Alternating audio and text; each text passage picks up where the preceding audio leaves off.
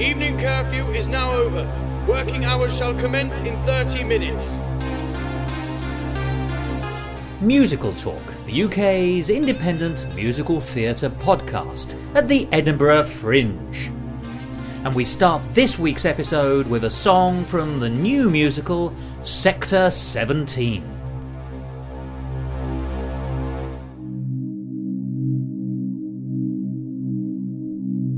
The suffering and the pain, I'd hope that things can change.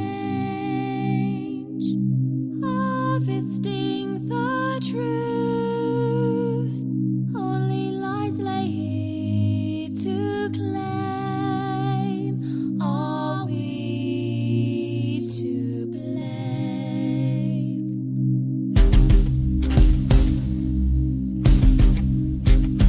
In the tears of our dismay, our trust is led astray. If the future's in His hands, all we can do is pray. Will He betray? Is there anyone alive who can restore our hope today? We fear our misfortune might never go away. The freedom of this land is taken from our hands. Our lives in His control. Our hearts without a soul. It takes its toll. Is there anyone alive who can restore our hope today? We fear our misfortune might never go away. Come for us who will stand for what is right. Will you stand the tall? Will you support us in our fight? Come along to a part to say come here is what our wish is still unanswered. Who will put the man to shame? So who has the courage to risk his part in life? Every day's the same, Sector 17. Will you save us all? Will you speak for our demands? Will you be the savior to make the final stand? When all is done and over, will you be able to say that you made a stand and chased our fears away?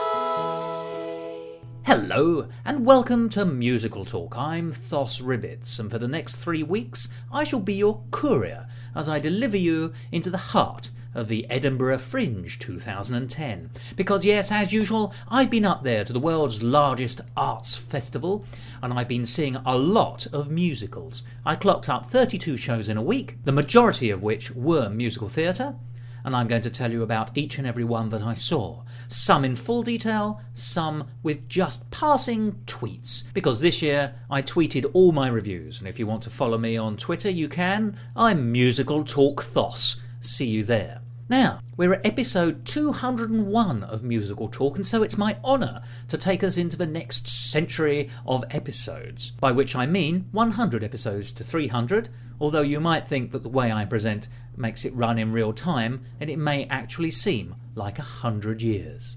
But I do hope not, because over the next 3 weeks you'll hear an exciting array of interviews with performers, creators, that's writers, lyricists, technical people, production people, performers, individual singers in the cabaret sphere, you name it, I've interviewed them. And you'll also hear songs from some of the shows.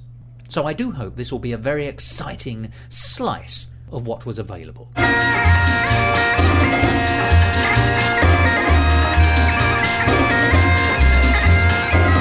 You're listening to Musical Talk at the Edinburgh Fringe. We open the show with a song from the musical Sector 17 by Sam Barnes and Jack Gala, and we'll be hearing more about that amazing new piece of work later in this programme. But I thought it might be interesting to actually take you through Edinburgh over the course of the next 3 weeks in the order in which I saw shows. Now, I arrived on a Saturday morning, the very first Saturday of the festival, that is, at the beginning of August. I arrived on the sleeper train, and I have to tell you, turning up in Edinburgh at 7 a.m. before there's really anybody on the street, and as the sun comes up over that most impressive of British cities, is a sight to behold. It's an experience that I particularly treasure. I went down to an area called the Lawn Market and waited for a small cafe to open so that I could have breakfast, and just watched the city come to life. It's a beautiful, beautiful place. The air conditions are beautiful. The quality of the air up there is quite astounding, particularly if you live as I do in London usually. Well, that's enough about me. What was the first show I saw? Well, I was incredibly lucky, because the very first show I saw turned out to be a 5-star production. It was called In Touch, the Musical, and it's by Dougal Irvine. You may remember him from a few years ago when he wrote Departure Lounge, which featured our old friend Stuart Matthew Price. And indeed it was Stuart who suggested I go and see In Touch when I interviewed him a few weeks ago about his wonderful new album, All Things in Time, which incidentally has now been published and you can buy. Go to Stuart's website and you'll be able to get a copy of that. But back to In Touch. It was put on by the Royal Scottish Academy of Music and Drama, who were performing Spring Awakening as their big show. It was the Scottish premiere of that. But they also like to develop new work on the side, if you like, for the same cast. And so I got to see In Touch, music, lyrics and book by Dougal Irvine, directed by Ken Alexander. And here's what they had to say to me. I'm Dougal Irvine, and I wrote In Touch, book, music and lyrics. And I'm Ken Alexander, directing the show. Well, let's start with the piece. This was only its second performance and of Act 1 here in Edinburgh. Yeah. How long has it been gestating?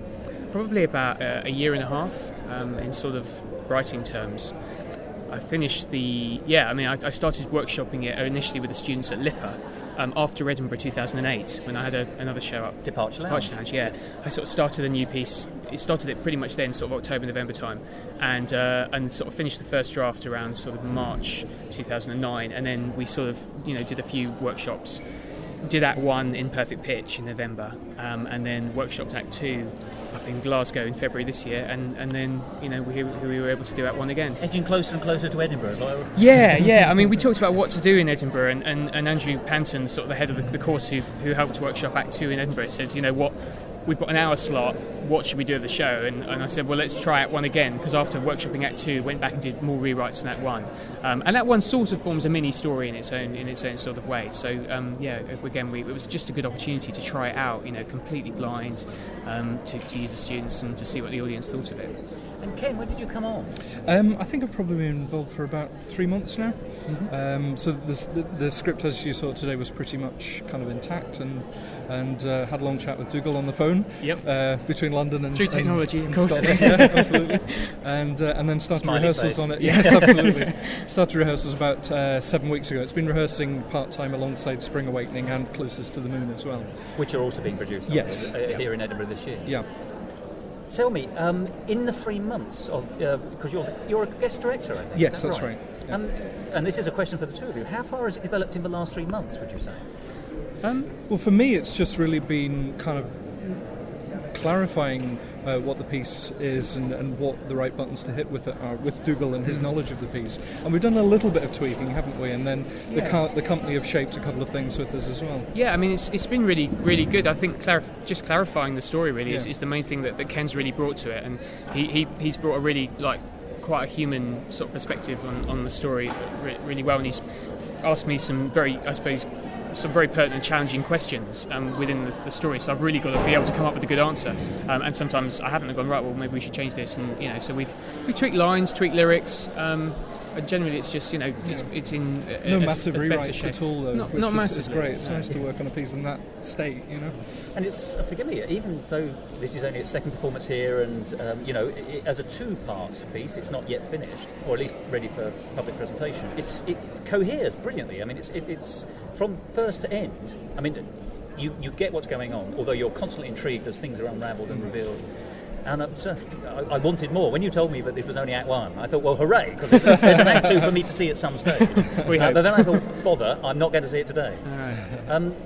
Do you feel that there's a Dougal Irvine kind of feel coming up to this? There's a sense of, there's themes developing in your works, which are of betrayal. There's a sense of humour, obviously a deep sense of emotional reality. Quite often about loneliness as well, and insecurity.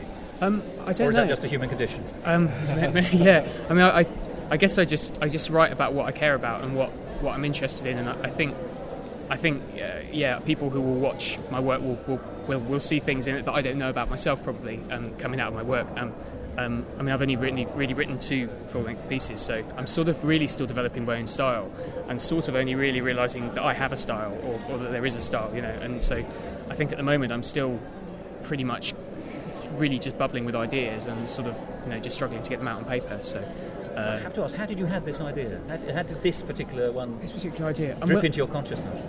It sort of came via a variety of things, but to cut a long story short, because I was workshopping with the students in Liverpool, and I was interested in doing something with the internet, and we had a few days of just conversations about how they used it, and I was sort of increasingly aware that it was taking over more and more in my life, and I went off Facebook for 2 years because I was just wasting far too much time on it, and so and I think that was a general concern, I think, amongst all of the students who are sort of 6-7 years younger than me, about the amount it was taking over their lives, and it definitely has its positives and it enriches our lives, but we're coming to the stage where there's a next generation of kids growing up who we've had to assimilate the internet into our lives, and mobile phones. We were born without them, and there's a whole bunch of kids who don't know anything else, and they literally they're totally dependent on it in the same way we're dependent on cars or something, and we so and life that's about the telephone would seem impossible. Exactly, because we've always and had it. I mean, humans will always find ways of communicating and working with what they have, but it's just really interesting when I think there's a new generation of kids growing up which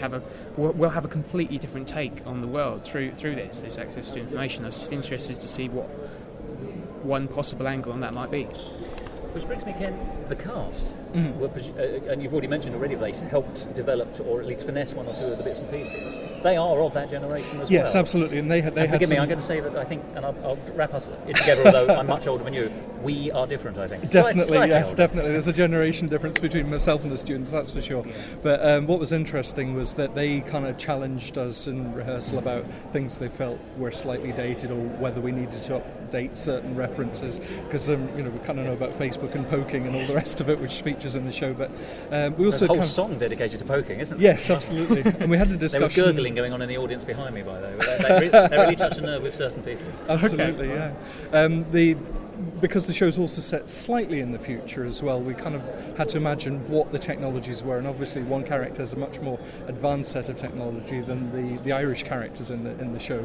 So we talked a lot about that. Who are deliberately trying to exclude themselves, or so it seems, isn't it? Yeah, they're escaping. There's a lot of kind of I wanted to have a isolation. character that I wanted to have some characters that people would find it easier to relate to than others. I think people that's almost my parents' attitude to sort of the technological age is sort of the Irish characters in it. They don't really understand it, and they don't really want to change, in other words, to evolve it. Whereas the younger characters is much more sort of now, and definitely I think part of it was trying to find a language, I think, in the text as well, which wouldn't date too quickly, and sort of the way that we use it. Good luck on that one. Yeah, I know. We might even find it's complete. That was my fear, possibly even starting it. That was that Facebook, for example, having written the Poke song, which I probably wrote 18 months ago, would be completely lost. They do apparently. So there you go. Yes, I was happy to get poked during rehearsal, so it made it feel pertinent. That's as well. There's no reference to any Scrabble-style gaming, though. But I say.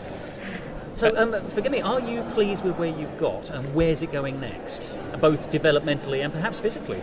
Well, I'm certainly really pleased to see the way the piece is working. We've just had the 2 audiences so far, but because we weren't sure how it would stand up as a one-act piece on its own, but people are really going with it and are intrigued by it. So as far as where we've got it now, we'll learn a lot over the next 4 weeks with it in performance and getting public response and how the company settle into it. But as for what happens next, I'm not sure yet. As for what happens next, to answer your first question, likewise, I've been really, really pleased with it, and sort of to see how the students have taken to it, and how I can see it. I can see the shape of the piece now, and that's been really rewarding.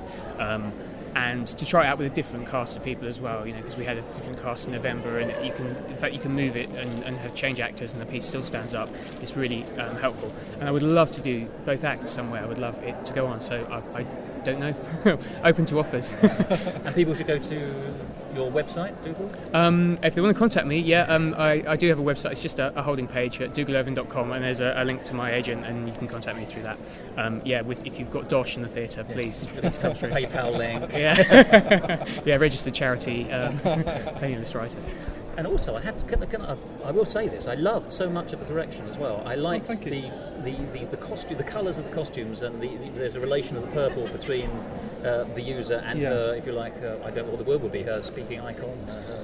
I'm afraid I'm not clever and young enough to have a word for it. Avatar. Thank you very much. Oh yes, there was a film about that, wasn't there? I seem to recall. Yeah. No, we wanted... It's in colour and everything. Because it's a platform production, so it's kind of a back-to-basics production. Yeah. We wanted a really simple, clear way to communicate the difference between avatars, and also because some of the human characters then at the end double up as avatars. We wanted to just have something nice and simple that could indicate that. And there's lots of small, subtle movements, particularly for the avatars. I mean, yes. So that they're presumably constructs, or so it seems. Yeah. And, that was beautiful. I liked the fact that there was constant movement, agitation, kind of sort of bubbling, if you like. Yeah, so we've been working away at that and trying varying degrees of what works and what doesn't work, and how human they're allowed to become, and how when we then have to pull them back in the other way. I actually think there's quite a lot of scope for a director's hand on it, actually, because it is so, like, how you create the avatar world and how you costume them and how you make them interact and stuff. There's a lot of space in there for someone to come in and really have a concept and stuff, and that's been great, because the way Ken's done it has been very, very different from how we did it in November, and it's really it feels very different, but still really works. So, any surprises from the audience reaction so far after two? Well, I was hoping for some nice laughs, but that it was getting so many was great. And it's a very funny piece. Yeah, and people have also found it quite emotionally engaging, which has been great, which is what we'd hoped for. But obviously, you don't know that till you get an audience. But it is absolutely engaging. I think that's one of its hallmarks, if I may say. It's very much a case of the comedy helps lighten the quite serious nature of what it's about. There's some dark themes in there. Yeah. And I think the audience, certainly when we were here, it took us a while to realise that we could laugh. But once we did realise that there was that element to it, I mean, it's not a comedy per se, but it has light touches. And when it is light, it's marvellous. Frothy is not the right word. It is actually genuinely amusing. It has a real humour to it, as any worthwhile piece should. It's not. It's humour from character. One of the interesting things as well, because Dougal writes music and lyrics and the script, it's integrated in a way that you quite often don't get with other music. So the music can also back up the linguistic kind of jokes and journey of the play as well. And I think Dougal does that brilliantly. There's a very nice sense of sophisticated. The score is sophisticated and yet highly accessible, which isn't always tackled, if I may say. Which I think is true for the book as well, actually. I think comedy helps or gives you a way in. That's my view. He writes good tunes. Yes. Well, let's put it bluntly. Yes, you do. And the Dougal-in joke? What kind of name is that? What? Beg your pardon? There's a Dougal-in joke. Dougal-in joke? Is there? In the passwords. During the passwords, the word Dougal comes up. No, it's Google. It's Google. He says, I heard it as Dougal, so I was laughing like an idiot. I'm so sorry. There's a note on projection there. There you go. Yeah. I'm so sorry. It's our diction note for the day. So I saw that only. Yeah. He was googling doogling. I don't know. We'll work that in there. Ken, Dougal, fantastic. Just a marvellous show. 5 stars, marvellous. Thanks very much. Good to talk to you. Thank you. That was Ken Alexander and Dougal Irvin. Now, incidentally, if you want to go and see Departure Lounge, you can, because it's coming to London to the brand new Waterloo East Theatre at Brad Street, near Waterloo East Railway Station. Website www.waterlooeast, all one word, .co.uk. And Dougal Irvin's wonderful Departure Lounge is on between the 28th of September and the 31st of October this year. Do go along. 020 7928 0060. That's a great musical. But so too is In Touch, Act 1 of a work in progress, but my pick of the Fringe. Clever, funny, tuneful, touching, in a word, beautiful. I really enjoyed it. In fact, it was the only show I went to see twice. And I'm looking forward to seeing that develop and come, I hope, to London and the rest of the country. A lot of potential, and Dougal Irvin is surely one of our most impressive up-and-coming new composers. And if you'd like more, go along to Dougal Irving's website, www.dougalirvine, and I'll spell that DOUGALIRVINE.com. So that's In Touch, the musical, a 5-star show, and the Musical Talk pick of the Edinburgh Fringe 2010. Well, from the Pleasance Dome, where I saw In Touch, I rushed along to see a version of Guys and Dolls at the Inverleith Church Hall, which is in the suburbs of Edinburgh. I got to grips with the interesting buses, and I saw this impressive youth production. There was mature comic timing throughout, some of which was quite amazing because some of the cast was only about 10, and yet they put in these amazing performances as hard-bitten policemen or gangsters. But you can't go wrong with this score. Guys and Dolls, it's a wonderful musical. I was a little unsure whether a youth production would be able to bring what was necessary to it, but how wrong I was. It was a marvellous production, a really impressive set, a really impressive piece.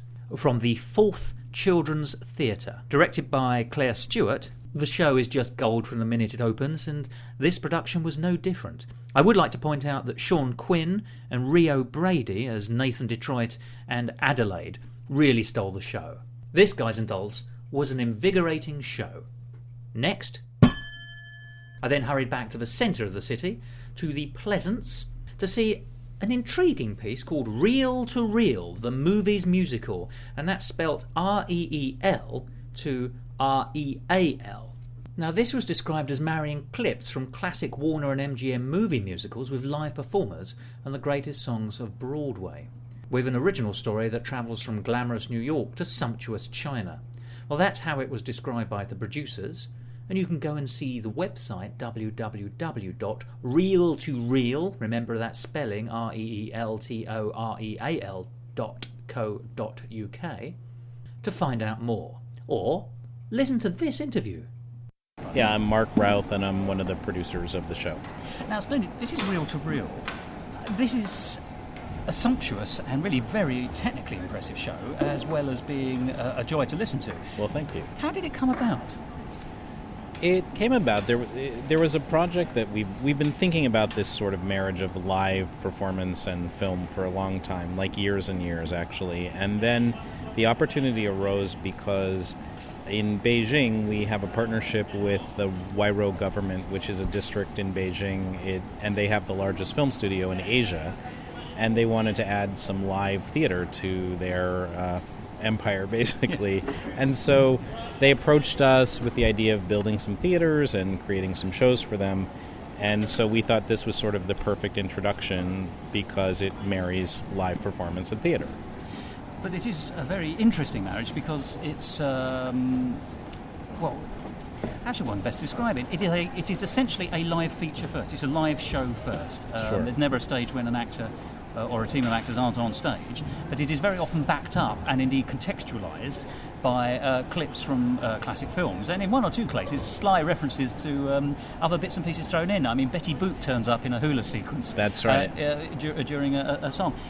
How did the story germinate, and getting the rights must have been a right old nightmare? It was complicated, but Broadway Asia, which is my producing organization, we have partnerships with Broadway as well as with Asia, obviously. That's hence the name Broadway Asia. And so all the clues are there. Exactly. So we actually represent the Rodgers and Hammerstein organization in Asia. So we have a very close working relationship with them, and so when we approach them with the idea, because not only is it the rights to all of the film clips, but it's also all the rights to a lot of these really great classic Broadway songs which make up the score, and so they were supportive. So that was sort of like one sort of brick, in our foundation.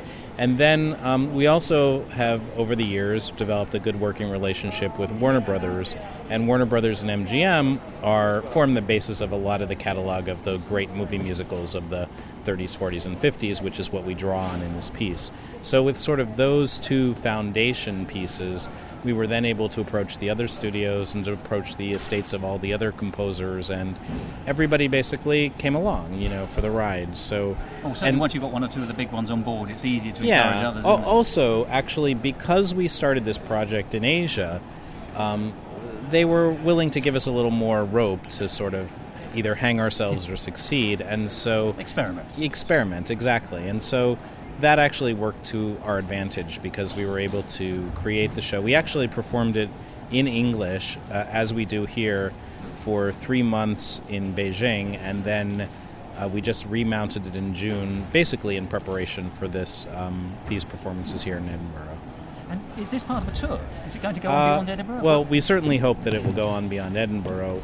Part of the reason for coming to the Fringe Festival was to be able to introduce it to the world market and to showcase it. Also, we had never actually performed for an English-speaking audience, so we've had previews the last few days, and we've been learning where the laughs are and basically, what works and what doesn't. We've been doing, small tweaks. The Fringe, unfortunately, isn't really, doesn't give us the opportunity to make wholesale changes, but we've been able to make some adjustments. So if you don't mind me asking, on a creative front, what have you learnt from the audience responses?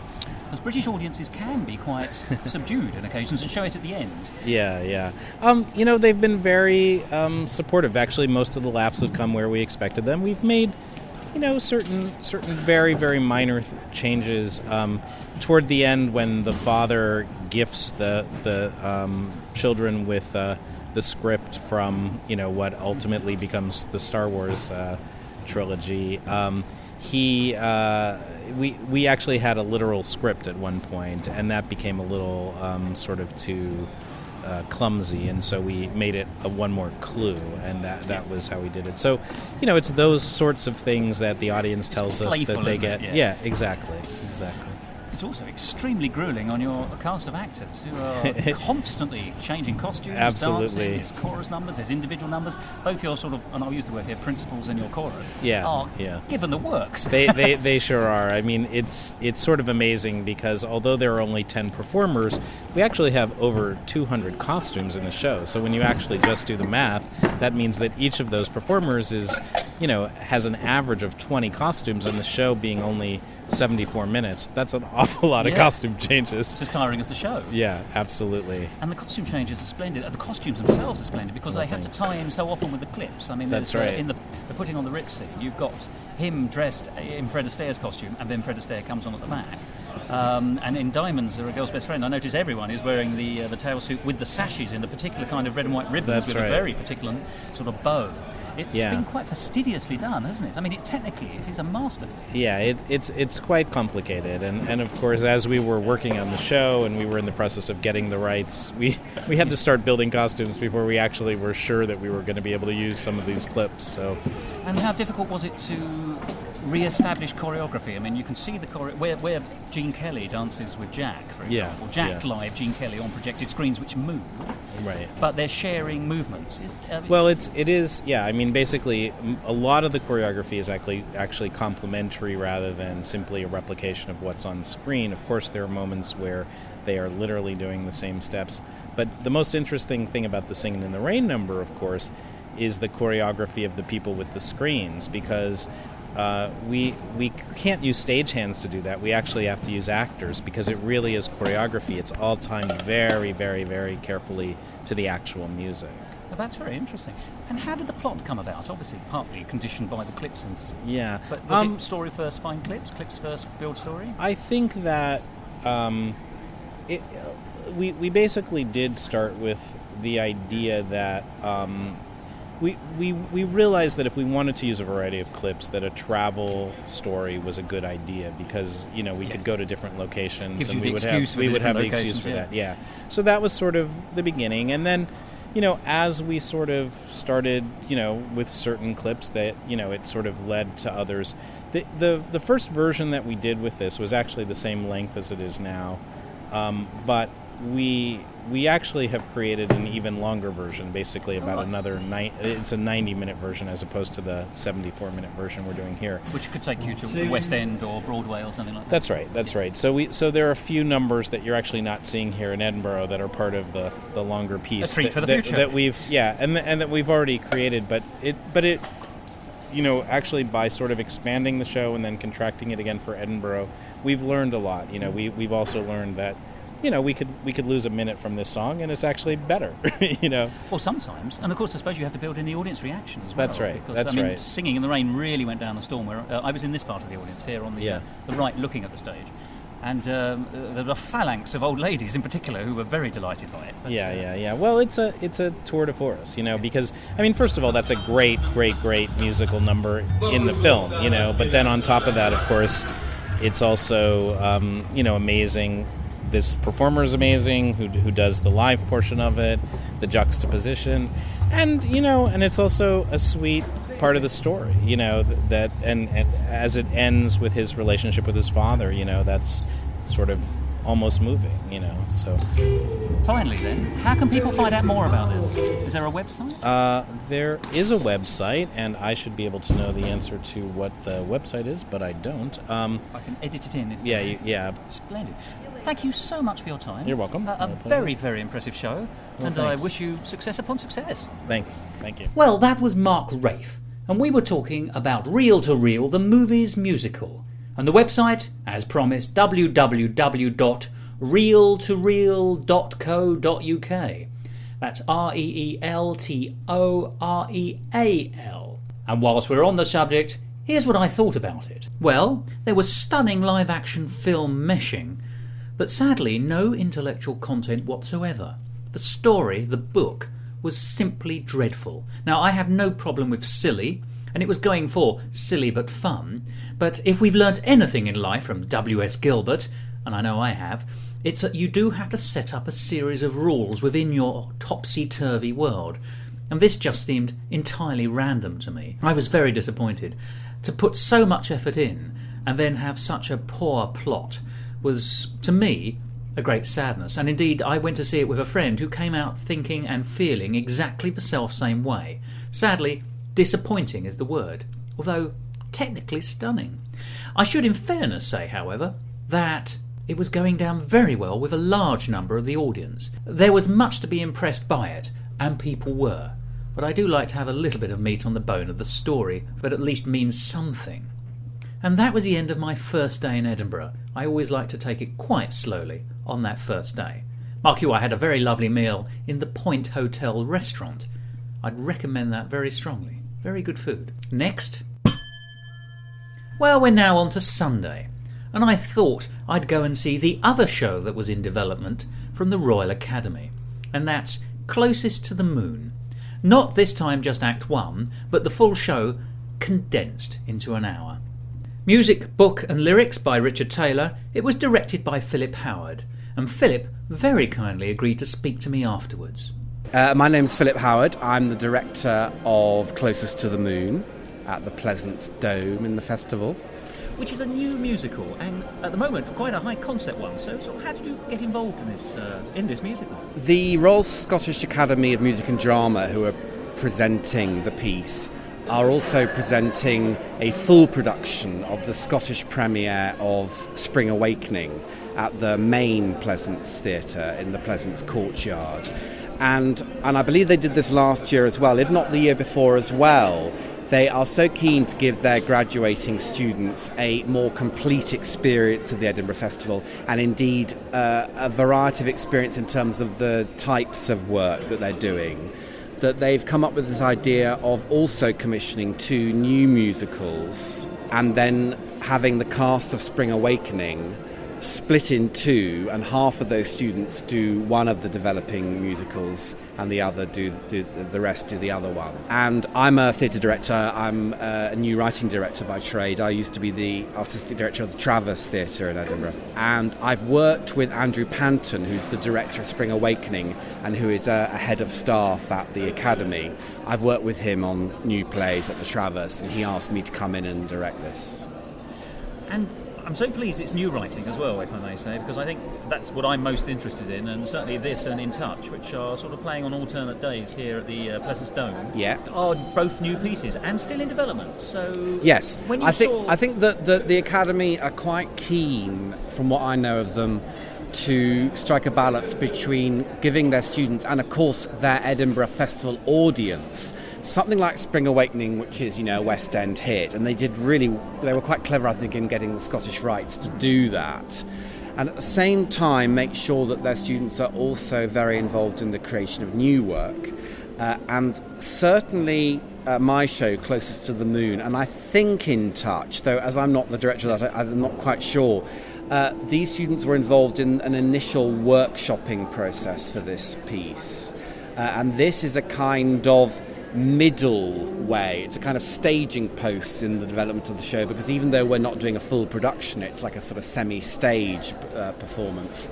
It does represent a kind of leap forward for the piece, because obviously it's through sung, they're all off the book, it's got a kind of very modest staging in it. So and it has a coherent narrative. It has it has an emotional narrative. I'm not sure about whether it has a storytelling narrative as such, but it definitely has an emotional narrative. We worked very hard on that.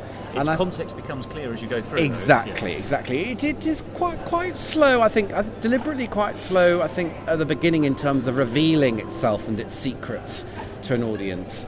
But I think what is great is that the cast, and I hope the audience, and definitely the composer, Richard Taylor, by doing it in this kind of semi-stage performance, that is an immense leap forward in terms of trying to understand what the piece is. So I think for Richard, it's absolutely crucial to see a kind of some sort of production of it at this stage, to then so that he then can decide what to do with the piece next. Well, the writing and development of a musical is very much like climbing Everest in some senses. There are dead ends, there are days when you just want to give it up, and I use that because if it's not apparent from the title, there is a great deal about reaching the summit of a chosen area, in this case climbing Everest. Which obviously in the writing represents some kind of metaphor of all sorts of personal endeavour and achievement, though I think one of the benefits of the piece is that it doesn't dwell too much on the metaphor. It is actually very beautifully researched in terms of the actual science of climbing Everest. Well, it's a whole song dedicated to exactly. It's called I Have Prepared and I Am Prepared, yeah. That's kind of crucial, because I think that the metaphor of Everest as any pinnacle of achievement is kind of obvious, and therefore doesn't need to be spelt out too much within the writing. But what I liked about it very much was it seems, is there's a climber, and you do see him, and he's the one who's trying to climb Everest, clearly. And he does actually climb the mountain. He does indeed. And many other things on the way up. There's lots of physical theatre where he climbs trees, and you can see his development as a character in his earlier years. You can see some of the things that turned him into the man he was, including, I think, from that scene you're referring to, which is called Chicken. I think it shows a very tormented boy, actually. Oh, yes. And easily controlled as well, if I may say. Yes. But what I particularly liked about it was actually that you're experiencing him, and so much of him is revealed through his wife. And her emotional response to him, so she's an absolutely real character. She's really the centre of it, actually, more than him, and I think that he's obliquely revealed through her. Yes, very good. I think that what I haven't told the composer this yet, but I think that what he should do with it is, I think he should affirm the woman as the centre of the piece, and make it not about climbing Everest or about a climber, but really about the person that the climber leaves behind. Indeed. And there is that sense of possible danger and loss. I mean, I'll be honest with you, I actually thought he was dead for the first 2/3 of the show. But he may well be. Well, yes, of course, and then it's hinted that there's a likelihood he will anyway. So even when you have that moment where it's confirmed he's alive, it's been taken away you from see, him. it's not linear, so you don't really know what the order of things that happen. Tesco's gets a good deal out of it. They're mentioned twice. Yes, they do. Yes. There's not. Yes. Well, I think we should have asked them for some more sponsorship money. Very good. Now, tell me, what do you feel that you've been able to bring to it? Because obviously development is very much a director's, your hand is as firmly on the tiller as anyone else. Well, I'm not a musical theatre person, and I was brought in by Andrew specifically to do the dramaturgy of the writing and to... story development. And to get... I said I wanted to do it if I could make it about the climber and the wife, because it wasn't really about them. It was a more ensemble piece. Right, go on. So I thought that the musical number Pineapple, which is the woman's solo, was the absolute clear centre of the piece, and that everything else, both in the development of the writing and indeed the production, should be extrapolated from that. Yes. And we really worked from that piece outwards We worked from that piece backwards and forwards so that was the centre. So yeah, I'm very much biased in favour of, which is what I said earlier, the idea of the woman being the centre. Although the rest of your actors do form a very good cohesive ensemble. Yeah, well, I think that's also important. I mean, it was written, let's be blunt about this, it was written as for this particular group of students. It does very openly provide a showcase for what I think are an extremely talented bunch. I mean, I think there are some... I wanted to see a lot more of a lot of them. Yeah. I think that the other... because I can't read music and I don't think of myself as a musical theatre director, there are moments when I feel that I'm not equipped. For example, in terms of some of the harmonies and just from the sheer technical musical aspect of it. But of course, there are some advantages in not being a musician myself, in that I am seeing it from a layman's, from an audience point of view. And I'm not so tone deaf that I don't know when it's being beautifully sung and when it's being less than beautifully sung. So that's been interesting. But it had been some very, well, when I saw it, the singing harmonies were beautiful. Well, they the last week or so, they've been incredibly on top of that, and I think that it was I can't believe I'm telling a review of this. I thought it was beautifully sung today, in particular. I was very pleased with that. I don't think I can say that because I don't take any credit for it. Well, I think you're right to highlight it because it was absolutely the case. Yeah. They also look exactly right, if I may say. I like the costumes as well. They are, the ensemble for the most part is dressed in white, and only the climber and his wife are in any form of colour. And therefore, if you like, the real characters and the rest are not a Greek chorus, but they comment and they step in and I think Greek chorus is about right. They do have a lot of the attributes of a Greek chorus. They have an easy relationship with their own character. They're not characters, but being a contemporary piece, they occasionally exhibit characteristics as individuals. Well, and you see that almost most plainly when there's a lovely song where various ways of climbing Everest are presented. There's the bespoke company that will help you. There's the Tesco Basic, get points on your loyalty card for doing so. And they all step out of their sort of stealth entity into, I'm the strong American salesman, and I'm the more traditional this, that, and the other. Oh, I'm glad you got it. No, I liked it. I almost thought that in some ways they were most summed up by the song about the ghosts towards the end, because in a way it seems that it appeared, at least to me, that the revelation of it, they are almost the ghosts on Everest. Well, no, absolutely. God, you should come more often. You absolutely have got everything we wanted. Yeah, that's absolutely, and that's partly why they're in white. The combination of that and the. I'm a great believer, increasingly, as I get older as a director, that you shouldn't spend too much time avoiding the obvious. And I like the obviousness of the link between the ghosts and the snowscape. Indeed. And the colour white. So that's why they're in white. But you say obvious, but it's merely resonant, I think. It's a much politer way of putting it, because it is. I mean, it stands out, and it's there for as much or as little as you want it to be as well. Yeah. Parallels within parallels. Well, I think the show is an excellent show. I would give it 4 stars if that's okay. I thought it entirely engaging. Yeah. And I want to see more. So that's another question. And where's it going next? Well, that I really can't answer. I think that's up to the Academy. I think they'll know by the end of the Edinburgh run what they're going to do with the 2 development musicals. I actually just don't know. But yes, I think it deserves more work. It'd be great to see it expanded into a full-length musical. And be seen wider. Yeah, be seen wider. Yeah. Well, Philip, thank you Pleasure. very much indeed for your time. Yeah, and, nice to meet you. Best of luck. Yeah, thanks very much. Musical Talk. That was Philip Howard, the director of Closest to the Moon. Well, ostensibly it's about a man climbing to Everest, but really it's about the effects on his family. And as such, very moving, very striking, very true, actually, very emotionally accurate, I thought. So what did I think? An intelligent book, a good score, striking visual direction, but perhaps just a little too earnest. I think I might have liked just a little bit of lightness of touch put in it somewhere. It's not a comedy, it doesn't need laughs, but it does need something to alleviate the earnestness throughout. However, it's one of those shows that stays with you. I was absolutely taken with it, and I continue to think about it. A very good show. 4 stars. Then I went to the lovely new town of Edinburgh, which is the Georgian section. It's an entirely British quirk that anything that's only 300 years old should be known as the new town. Lovely area of the city this is, very beautiful buildings, and I walked through this slightly green and leafy area to the venue Stage by Stage at the Edinburgh Academy, where I went to see Kit and the Widow, one of those acts I like to see every year. Their show this year was called Oiling Up, and I'm pleased to say it was a massive return to form. They had been a little bit disappointing last year.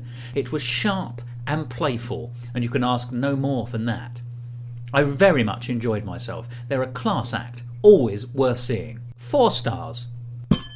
Then I had to hurry back to the centre of the city, in fact to a place called the Mound, because it's incredibly high up.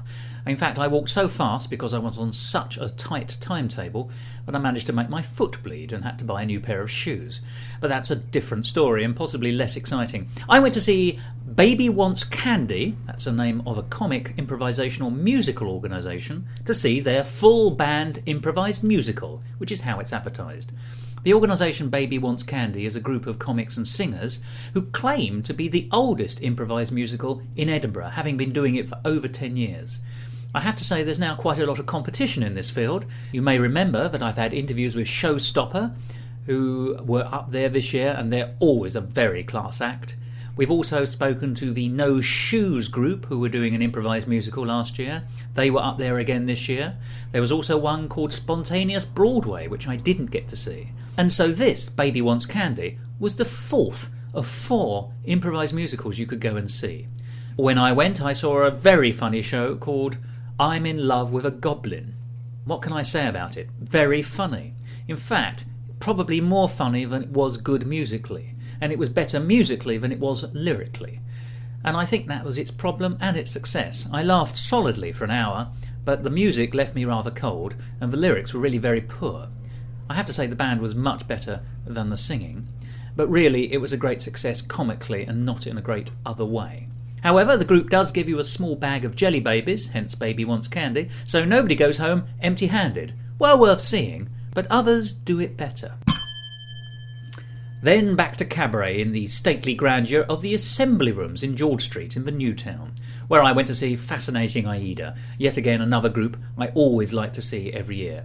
The fabulous title for their show this year was Pearls Before Wine, which I think is worth a star in its own right. And the girls were wonderful as always, never disappointing, but this year with a surprisingly large number of new songs, which was very welcome. I have to say that both they and Kit and the Widow, I think, have been invigorated by the fact that we've had a change of government here. As Kit and the Widow said, it's not so much a coalition government as a collision government. Anyway, back to Fascinating Aida. Their show was intelligent and blissful. I got to speak privately with our old friend Adele Anderson afterwards. She was on fine form, although she told me that she and Dilly had actually had a recent car crash and hurt their backs, which is why they were only in Edinburgh for a week this year.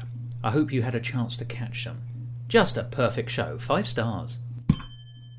And then finally, for my Sunday, I went to see The Revengers Musical. Full title, Gutted, a Revengers Musical, a comedian's musical. The plot is, at age 7, Sorrow, the central protagonist, saw her parents murdered in a brutal, unfortunate incident. But 15 years later, she's found the man who did it, married him, and now it's payback time. It really is a kind of comedy where the central heroine basically murders her way through the family of the man she's married, who is the murderer of her own parents. She's not a very nice character, he's not a very nice character, and so you don't feel sympathy for anyone, therefore you can watch them all being slaughtered in a tremendously amusing way. The blurb goes on to add, Ward and White's Gutted is a musical about love, murder, revenge, and idiots.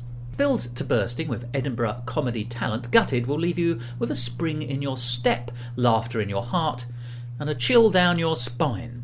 And I have to say it's aided by its timing, as it's on at 11:15 in the evening and finishes just before 1 a.m. Amusingly, it's been described as Glee meets the Texas Chainsaw Massacre with bells on. Please note, the show does not include bells.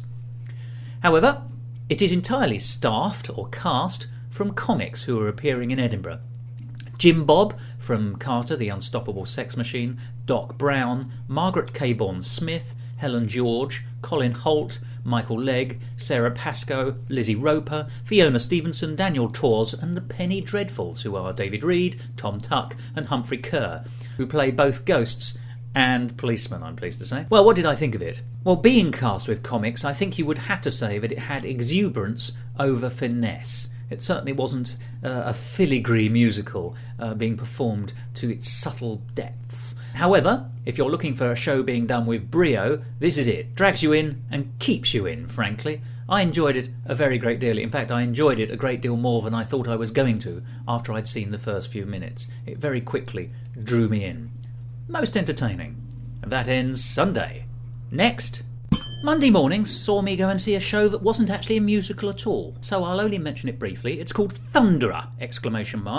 The most cutting-edge news team in all of Victorian England. They even have a woman.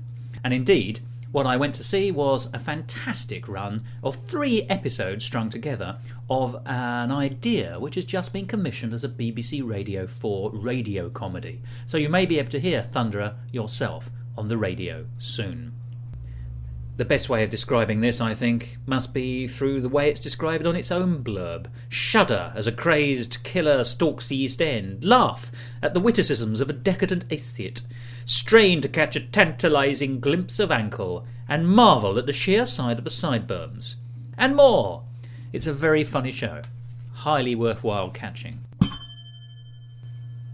And then I stayed in the world of Victoriana to see Sherlock Holmes and the Sound of the Baskervilles. Now, I have to tell you, I hadn't realised this was a musical. That was something I stumbled across when I went into the auditorium in the vault. I went to see it because there's always 2 or 3 shows about Sherlock Holmes, and I like to catch them, whether they be serious or comic. This I had realised was a comic version. The title alone told me that, but what I didn't realise was, the joke was, that it was a musical. The central premise being that Miss Marple and Sherlock Holmes are fighting each other, and Miss Marple has lured Holmes and Watson to the Baskerville stately home where she's trying to pin a murder on Watson in order to be able to investigate it herself. They've taken various pop songs and reworded them ever so slightly, and I have to say I think I saw it on its opening performance when it was a bit rusty round the edges. However, I should say that the organisation responsible for it, who are called 2 Shades of Blue, you can hear about them at www.twoshadesofblue.org.uk, also put on another show that I was going to see called Indiana Jones and the Pantomime Horse. So having seen both of their shows, I thought I'd better catch up with somebody who was in the cast, and I had great pleasure in meeting Gareth Smith, who was Dr. Watson, and I have to tell you, a brilliant comic performance. In fact, possibly the standout performance of Edinburgh for me this year. His Watson was so innocent, sweet, charming, intent on keeping notes of what Sherlock Holmes did all the way through his show. It was a marvellous, thought-through, clever, intelligent performance, and I was very, very taken by him. So when I met Gareth in the street as Dr. Watson talking to a small child, encouraging him to go and see Indiana Jones and the Pantomime Horse, I was delighted to be able to then speak to him. Let's hear that interview now. My name's Gareth Smith, and I'm a member of a company called 2 Shades of Blue. And 2 Shades of Blue is a collection of smart Alecs from Oxford and Cambridge, some of whom are current students, and some were students once in the distant past, like myself. And we get together every year, and we put a few things together so that we can be silly in Edinburgh. That's what we do. It's the organised silliness. Yes. And how many years have you been silly? We've been silly in Edinburgh since 2004. The Oxford branch of the group have been doing silly things in other places since 1999, and the Cambridge group have been going. Actually, the Oxford group was refounded. The Cambridge group have been going for a long time. I believe there were a couple of people like Andy Hamilton and so on were in the Cambridge group once upon a time. You know, it's one of these old things. Yes. So this year what we're doing is Sherlock Holmes and the Sound of the Baskervilles, in which I play Dr. Watson, who's a sort of confused sort of chap, doesn't really quite know what's going on, but, you know, he sort of bumbles through. It's sort of all right, yes, and You're very much the core of the piece, if I may say.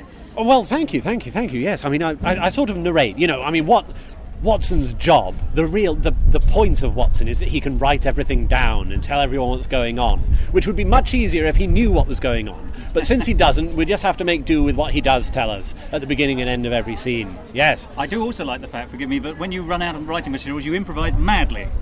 Oh, once or twice, yes. Just if something happens to have gone wrong, then we can do a little bit of that. Or once. Did you come yesterday or the day before? I think it was the day before. It was the day before yesterday. Yes. That was the first time that we'd ever really seen that venue. Oh, right. It's small, isn't it? Yes. It's the balls, Yes. So one or two of these, one or two things were a little bit more cautious that day, and just every so often, like the get-in across the back there was a little smaller than we'd expected, so some of the entrances had to be a bit slower as people dashed. So yes, there was a little bit of that. But I think, it's one of the really wonderful things about this cast is that they're getting more energy every night. It's just going on and on and on. If we could run forever, we would explode the universe. It'd be marvellous. But even Cameron Mackintosh doesn't manage that. When did you as a group think that, I have to say, a Sherlock Holmes musical was the thing?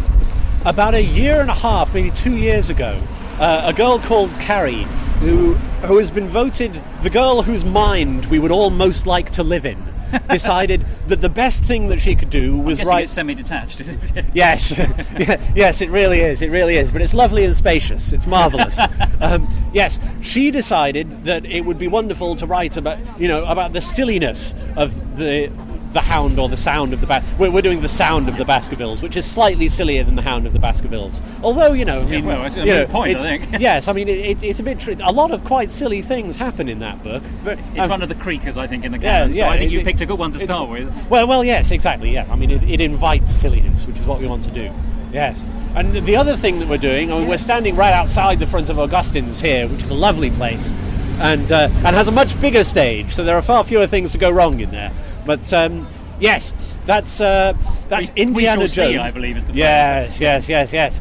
Indiana Jones and the pantomime horse, because pantomime horses are terribly important in archaeology, as you can tell. I mean, it's serious stuff. This, but very few archaeological digs can really get by without one or two pantomime horses.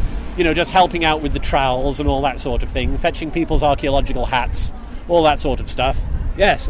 You've convinced me immediately. Now, marvellous. I believe you have you have a creative role in this, which isn't performing. Is that right? Right. Yes. So I'm playing Watson in the first one, in Sherlock Holmes and the Sound of the Baskervilles. But in Indiana Jones and the Pantomime Horse, I'm limited to choreography. Limited to choreography. But is it yes. limited choreography? I doubt it. Well, no, it's not very limited. No, there's not always as much room as you'd like, obviously, in one or two things. But yeah, They have a lot of fun. It's a pantomime, for goodness sake. It's all about the silliness. That's what we like to see. Well, I have to say, I'm strong on silly. I'm also strong on panto. So, how many of the tropes would you say are in? Is it a proper pantomime? It is very much a proper pantomime. Speaking my language. Excellent. Yes, every year we bring up at least one pantomime. I think not all the reviewers like pantomime at the Fringe. They sort of want you to be a little bit more serious. So, what we tend to do is like one or two small experimental things down in the vault or whatever, and a big silly pantomime, because that's what people really like at the end of the day. Yes. Is this a sequel? Has Indiana Jones come up? Has he battled here in Edinburgh before? We haven't done anything with Indiana Jones before. Last year it was Once Upon a Time, which was a fairy tale medley, and we've had Stephen Sondheim's got a lot to answer for, isn't he? Yes. We've we had a few other things. We had Back to the Future, the pantomime, and we had the Matrix. That was us. Yes. I saw Back to the Future, the pantomime. Marvelous. Did you enjoy it? I did. It was the last thing I saw the first year I came to Edinburgh. That's or was it the fantastic. Second year? And what I remember more than anything else was the Marty McFly coat being worn by the heroine. Oh yes. And a fantastic dame. Yes. Worth the price of admission alone, if I may. Yes, we've had some really fabulous dames here. I believe that was Dom, and he's now one of the country's foremost Ethel Merman impersonators. Well, you might see how many? Oh, I think there are millions, aren't there? Yes. Well, if you Yes, keep an eye on our website. That's the thing. Is twoshadesofblue.org.uk, I think. Maybe .co.uk. You can write it next to the whatever it is that goes out. Well, it will be on our Musical Talk website, so there will be links aplenty. Marvellous. I'll give you a link. We can look it up on my phone once we finish talking. I'm pretty sure it's .org.uk, Two Shades of Blue. But if you like it, if you like these people, keep an eye on that site, because we're here every year, and we've got one or two different other things that we do once. I think we were the first people to bring pantomime to Luxembourg, certainly in many years. Just last January. May I say, that's a great name for your autobiography. Which? The first pantomime in Luxembourg. Yes. Yes, a group autobiography of stuff. Yes. That Which that one would was be it, good. just for the record? As you know, we're speaking for history. This year it was Cinderella, I think. In It was one of Luxembourg? those.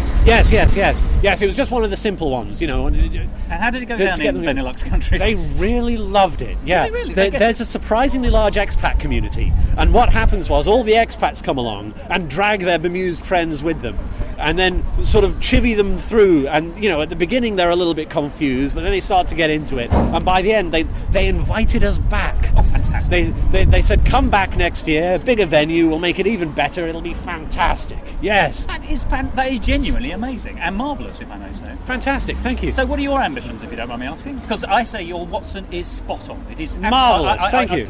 You make me laugh from beginning to end. Thank you very much. Well, yeah, I mean, I just enjoy being silly, to be perfectly frank. It's a lifestyle choice. Yes, isn't it? yeah. I mean, most of the rest of the year, I'm a scientist and I'm doing this or that, you know. And for a little bit of time, you know, around about Christmas time, if we're doing Panto or up here at the Fringe, I just get to be silly for some considerable time. So I enjoy that. And more opportunities to be silly would be welcomed. If anyone out there wants someone to be professionally silly, feel free to just send me an email. Yeah, splendid. And I'll come along and say, hello!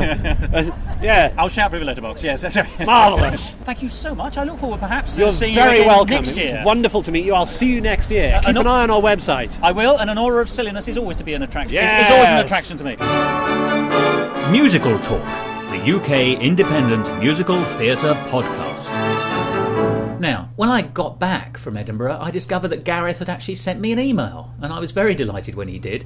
And in his email, he makes a couple of corrections, and I think I really ought to read them out to you. I've double-checked, and it seems that the Dame for Back to the Future wasn't Dom Matos at all, but was in fact Richard Wareham. Rich is currently the president of the Cambridge University Light Entertainment Society, or CULUS, or CULS, I don't know how you pronounce that, as we like to call them. They're on the website at www.cules.org.uk, and you can find the Oxford folk at OULS, which is oules.lightentertainment.org. I was terribly naughty in that I forgot to mention that this year, for the first time ever, two shades are joined by a third shade of blue from the University of Sheffield. In particular, the principal girl and dame in Indiana Jones and the Pantomime Horse are both Sheffield folk. I also got the name of last year's Luxembourg pantomime wrong. It was Aladdin and not Cinderella. As you may have guessed, I was busy doing science whilst my lovely friends were wowing the Luxembourgers, but I'm hoping to join them over there next year. Gareth is a wonderful man and a wonderful actor, and he put on a wonderful Dr. Watson. So, what did I think of Sherlock Holmes and the Sound of the Baskervilles? Well, as I tweeted, Gareth Smith is utterly brilliant as Watson, but the piece is sadly misconceived. It's such a sadness to say this, but I enjoyed it conceptually, but one or two of the performances were perhaps not up to speed, although I think that must be due to the fact that I saw it on its opening performance.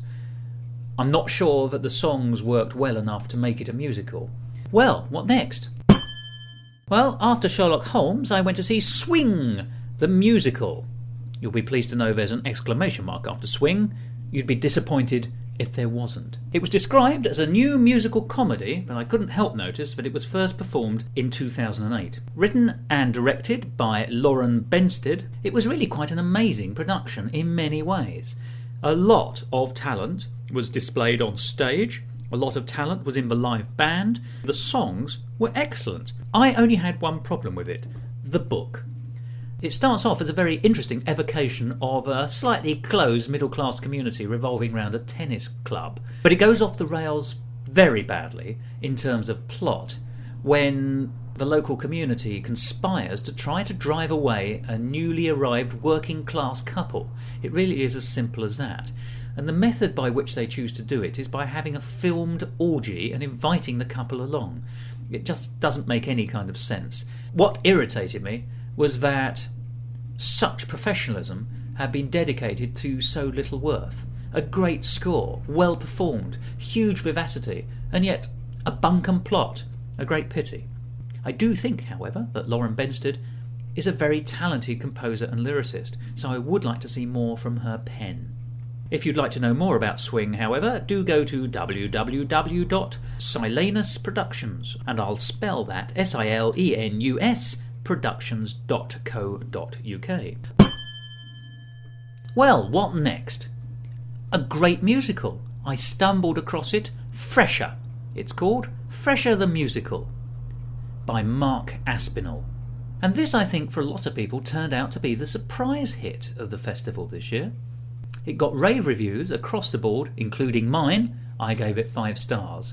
And it speaks to anyone who's been to university. It doesn't matter what age. If you've been through a Freshers' Week, or any situation where you've met a group of people for the first time who are all new as well and desperate to be friends, then you'll know what's going on in Fresher the Musical. Let's hear from some of the people behind it.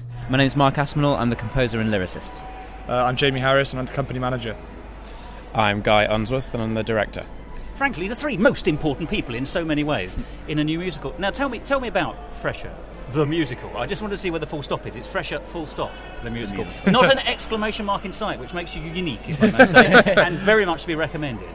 So, how did the idea come about first? I'm looking at you, I think, as a composer. Yeah, I dreamt up the idea about a year ago, actually, and kind of put together a basic storyline. From there, we went and found a writer to write the script parts. That's Sally Terode, and we then we've been sort of working and reworking the script then for the last sort of half a year or so. And is that communally, or is that you in the first instance with your immediate collaborators and then developing it further? In the first instance, it was myself and Sally, yes, and Guy also had a hand in. And then once we got into the rehearsal process, it became a much more group kind of thing where we felt out how the actors related to the characters, and we were able then to develop it in that sort of way as well. So very briefly, I'm going to ask, can you just say very quickly what it's about in a thumbnail, perhaps enigmatic and exciting way that will draw people in? Fresher the Musical is, as it says on the tin, really Freshers' Week at university. 5 new flatmates move into a flat together, and it's about their very first week and how, I think most importantly, how first impressions play a part in that, and how they change their image to fit in with people, and how actually it's the sort of main key meaning of the show is actually it's much better just to be yourself at the end of the day. Yeah. Well, what originally drew us to the idea of the show is the whole idea of Freshers' Week, which for me was one of the most bizarre social experiences I've ever had. Where thousands of people are thrown together into the same place, all desperate to make their mark, to be liked, or whereas some will retreat into the background, whereas others will come forward. And it's quite extraordinary how everyone is so ready to meet and greet and make friends and force their personality on others. It's something I've never experienced before, so that's what drew us to the idea. A question I have to ask you, are you all still at university? No. Or have you got through that experience? No, 4 of the actors have just graduated come from drama school, one's come from university, Guy works as a professional director, Mark works as you do a lot of professional musical director. Splendid. And I've just come out of doing a drama degree at Aberystwyth University, so we're all from different kind of places. Still friends with anyone you met in your first week at university? Absolutely. Oh, very much so, yeah, very much so, yeah. Massive ascent. So this is from truth, from reality, but also, as you say, for changing relationships. So I'm going to ask you one by one then, I think. What do you think you've brought to it, and what are you getting out of it, just as a piece? I mean, every show has its own life. I'm going to start this one. Let's take questions to number 2 and number 3 in a minute. Yeah, I mean, it's been fantastic for me. It was my first piece of new writing in a musical theatre sense, and to be able to take in a piece into the first day of rehearsals, which isn't set in stone and has that ability to be rearranged and changed slightly and improvements to be made, means so much, because it allows me to be able to fit the staging and fit what the actors are doing around the piece itself, so that everything is working in harmony, and also just the idea of getting the music to fit with the script as well has been a fantastic sort of process to go through. Do you act as dramaturg partly in your role? would you say, as helping yeah. to structure and restructure just to make the whole thing smooth?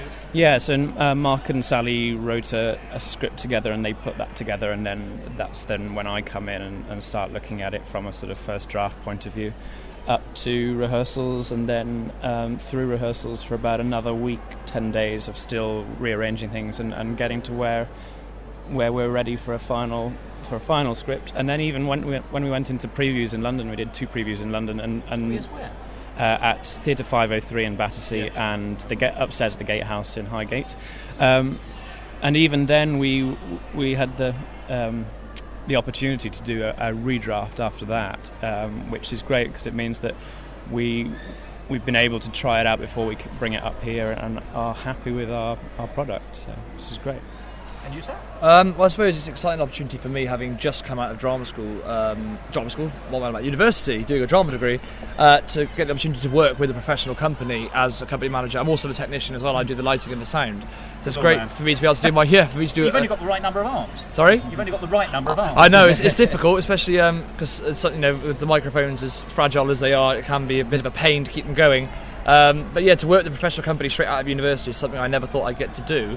And it's given me actual contacts for the future, for when I come back to London in a year's time, because I'm going to Central School in a year. And I've learned a lot both from Guy, because I do intend to go on to do directions. I've learned a lot from Guy. I've learned a lot from Mark in the way to compose a story. I've learned a lot from the actors about just the entire theatrical world. So I've probably got a lot more out of this company than they've got out of me, in that sense. That'll be the last question, which we don't do on the record, I think. Yes. This is the first full-length work that I've composed. We were here at the Fringe 2 years ago with a children's show. I wrote a couple of songs for that then. It was called The Bear Who Paints. It was on the Pleasance Courtyard. So I'd written a few songs for that. That was Acton Muso, so we had some instruments in that as well. But this is the first kind of proper musical theatre piece of writing that I've done, and to make my debut with something like this is really, really thrilling, especially with the reaction that it's been getting from the audiences. It's an absolute pleasure. It's a pleasure to perform, and to see people enjoying your writing is brilliant. So tell me then, what's the tone that you aimed for as a creative group, and what tone have you achieved? And is there a difference? Discuss. I think we always wanted this to be light-hearted and essentially fun, perhaps a little bit farcical, if I dare use that word. But on top of that, we are also fully aware that we didn't want to cheapen ourselves, that we do have a very important message to put across that we mentioned at the beginning.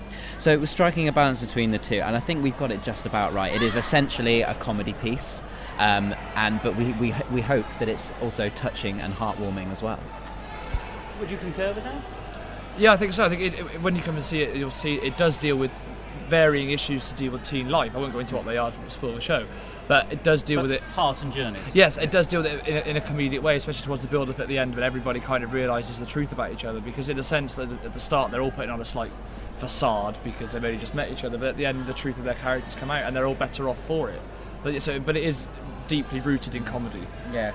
And a lot of it is down to Sally Thero's wonderful characters that she's created. They're really, really a fantastic bunch of 5 people to come together, and they've allowed us to explore those relationships in the greatest possible way. When we started, we had a conversation very early on about which character was the protagonist of the piece, and that sort of it was a very interesting question to ask, because actually we sort of then changed our minds and wanted to make everybody a protagonist, and actually more of an ensemble. It's an ensemble piece, and actually the protagonist is not just the individual characters, but is the group as a whole, and whether they as a group are together at the end. And what's been great about being able to achieve that is that people do come and see it and will identify with different characters, and each audience member will go through a completely different experience with it, but at the same time will always connect with it in some kind of way.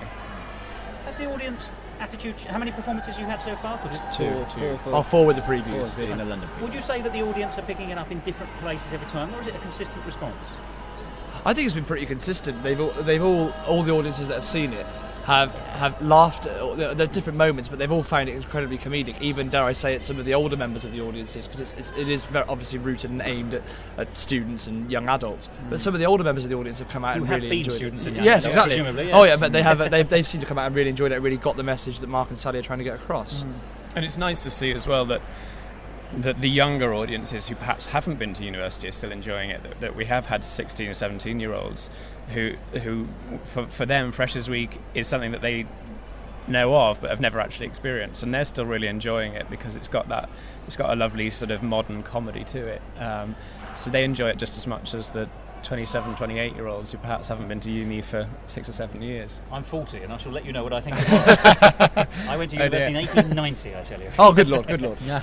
Now, tell me, can I ask about the music? What style would you suggest? I mean, do you follow a particular thing?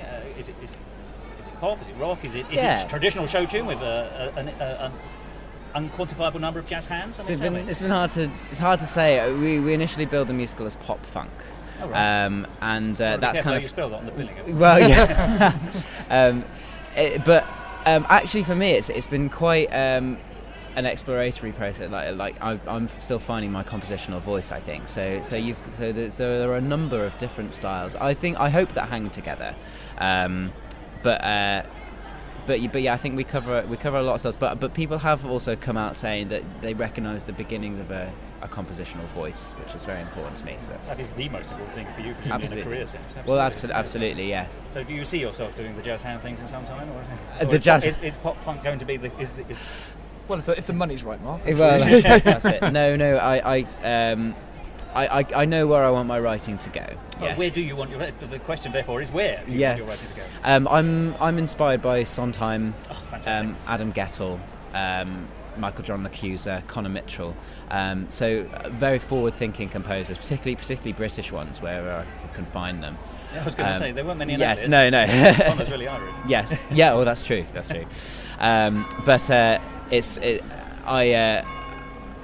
I like the idea that I'll be able to join those ranks eventually. Once I've kind of settled into, because this, of course, is writing a musical is a two-way process. It's both composing the music and forming a style in that sense, and also it's propelling the story forward. Are you lyrics too? Yes, I write the lyrics as well. So that'll be the Sondheim element popping in there. Absolutely. And do you believe in craft? Or do you? The reason I ask for that is, how many false rhymes is where I'm trying politely to ask. False rhyme? Oh, I see. Oh, the no, answer, of course, is none. No, absolutely. Yeah, I think I've got a lot to learn in that sense, but I'm absolutely aware of where it is I want to get to, and this has been a big learning curve. Now, where is it going after this? Is it going somewhere after this? We certainly hope so. Yeah, I think what our plan is to certainly to arrange a transfer or a further run, maybe a tour. But what we'd like to do is to just take it off for a short while in order to improve it, possibly extend it to a full-length show. It's only an hour and 10 minutes here, and see really where the realms for improvement are. I think it is worth saying that it's not suitable for young children because of language and content of the show. But by all means, bring them along. Just be prepared for a bit of swearing. But yeah, we are here every day, and we're in blue t-shirts with different student quotes on the front of them. And most importantly, do visit our website, which is full of information: www.fresherthemusical.co.uk. And there's Fresher the Musical, one word with no full stop, isn't it? Yeah, no full stop. That will confuse people. Or you can follow us on Twitter at Fresher Musical, not Fresher the Musical. Or find us on Facebook. One just final thing I have to say, by the way, I was drawn by your striking blue t-shirts, but not all your cast are wearing blue t-shirts as they walk up and down the Golden Mile. There's one man standing on a bollard who's topless and encouraging people to take leaflets from his undergarments. He's very much in character. That's Your Honour. Andy, who plays the character Tuck Harris, and he's the jock kind of character, that everyone loves me character, and the heavy drinking character. So he's very much in character at the moment. So we're hoping to draw the audience in with one of our characters from the show. And it does seem to be working very well. Needless to say, more with the women than the men. Oh, I don't know. There's a very eager young man looking as well a few minutes ago when I was waiting. Oh, he's flexing now. How marvellous. Well, I think on that last note, thank you so much for talking to me, and best of luck. Thank you very much. Cheers. Thank you. And those were the lovely people behind Fresher, full stop, the musical, full stop. It won the What's on Stage Award for 2010 for Best New Musical. It got 5 stars from me, from the Edinburgh Guide, from Hairline, from Broadway World. It got 4 stars from Broadway Baby, The Scotsman, Fringe Review, Public Reviews, What's on Stage, Informed Edinburgh. It's been an amazing success. So what more can I add? Well, here's what I said. A surprise hit, engaging and fun, and cleverer than it first appears. Mark Aspinall, who's the composer, is one to watch, and indeed he is. It's got bundles of energy. Go and see it. Go to their website, www.fresherthemusical.co.uk. So, as I said, bundles of energy. If you get the chance, see it. 5 stars. Well, we're coming to the end of this first episode of Musical Talk at the Edinburgh Fringe 2010, but not before we talk about another brand new musical. It's what I like about Edinburgh, so much new writing. And it's the show that ushered in this episode, Sector 17 by Sam Barnes and Jack Gala. What's particularly surprising about this show is that both of the composers and lyricists are 19 years old, although when speaking to them you'd think that they were much older. The show is an undoubted success. Let's hear from Sam and Jack and other people involved in this marvellous production. My name's Jack Gala, I co-wrote this show. My name's Sam Barnes and I'm also a writer of the show. My name's Malcolm Carlton, I'm the musical director for the show. And I'm Cathy Moss and I directed the show. I do feel that I'm very much amongst august company here, very much the people who made the show happen. So let me start with that very first question. How did this show happen? Wow. Wow. Well, it was actually, I was doing a tour of Forge Mill. It's a needle museum in Redditch where we're from. And I said to Cathy, the director, I said, Cathy, we're going up to Edinburgh this year. She said, there is no time to write a show. I said, can I write one? She said, yeah, right. And that is genuinely how this show began. I asked the question for a joke, I got a serious answer, and I took the opportunity and grabbed it. And when exactly was it? This would have been almost a year ago. That's pretty fast, isn't it, for writing a full an hour's musical? And it's a full production. Full production. Well, so it's not even as though it's not a black box. There's scenery and gosh, lighting and a live orchestra. Yeah. It is a very impressive show, if you don't mind me saying. And I've had the privilege of seeing it on the opening night. So goodness knows what will happen over the course of the next few performances week. Splendid. But you had the idea a year ago. What was the next step? The next step was this you on your own? Or yeah, it was on my own at the start. Get on with it. I had to find more go away or more get on with it. Get on with it. Oh, I don't know. We're going to go away. I had to find some kind of storyline, and I've been a fan of these kind of storylines forever. I've always liked conspiracy theories and things like that. It's a dystopian future, isn't it? Yeah, definitely. Yeah. I saw Indigo perform 1984 when I wasn't in that production, and I was really inspired by that production. I wanted to keep to these kind of lines. So I came up with a storyline, brief synopsis of how I thought the show should go, and that was when I rang up Jack and said, do you want to get involved? I feel I ought to be asking you. Were you expecting that call, or was that a bolt out of the blue? No, and what was the time scale by now? Let's do this on the countdown clock. I remember the first time I went round to Sam's after he spoke to me about it, and I said, I happen to have like a song as well that maybe we could use, and it's actually the one that William sings as the solo. But William I said, being the hero. Yes, well, it was someone calling me a hero. Yeah, the central protagonist. Yeah, I like that one. So the first time I came around, I remember he had. I mean, it's amazing actually how much they've changed since then. But we are talking. I mean, how long ago was it? Really? What, since we both started? Since I. It's got to be 10 months, 9 months, 10 months. Yeah, it's amazing how much some of those songs have changed. But it's all kind of collaboration, and then it makes it better. Two heads better than one, I guess. Yes, actually, how exactly do you sort of allot there's the book writing, there's the lyrics, and there's the music, essentially, if you like, in this early stage. How had you allocated that amongst yourselves? Or was it, as you say, organic and it happened together? Yeah, I was particularly with the script because he had like he said a brief storyboard. A brief storyboard sort of thing, and we together we kind of tweaked it, and then we ended up. It took us a while to get going with the script. I would say that, but once we got going, the ideas did start flooding out, and we before we know it. I mean, obviously there were a few little changes in the script as the course progressed, but we pretty much had the storyline after a couple of months, I'd say. Well, there was a major change in the script. A major change. Being Clayton McKiddie being a traitor, which I don't really want to let out because everyone's going to know the. That's a spoiler there, but Spoiler. Clayton McKiddie was never a traitor until the very late stages of the script. I think writing concerns. We actually started with music. We wrote a couple of songs first to get the idea of how we wanted the script to go.